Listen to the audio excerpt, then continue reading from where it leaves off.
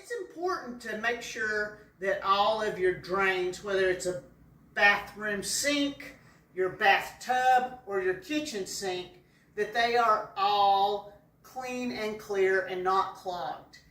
It's best to do something on a monthly basis to keep it clean.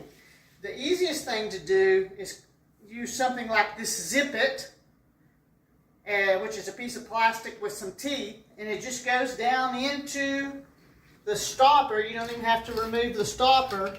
Wiggle it around a little bit and see what comes up. And you can get just a piece of toilet paper or something to clean that up. And most stoppers have 3 sides, so you'll need to go down in there on each side to pull up and see what you get.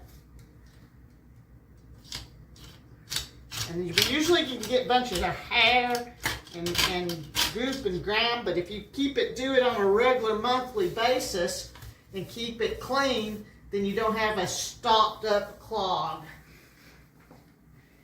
And I just put this down in a toilet which has clean water to clean it off and use it again. Now, if you don't have a zip and you've got doing regular maintenance, then just go ahead and get some baking soda and some regular old vinegar.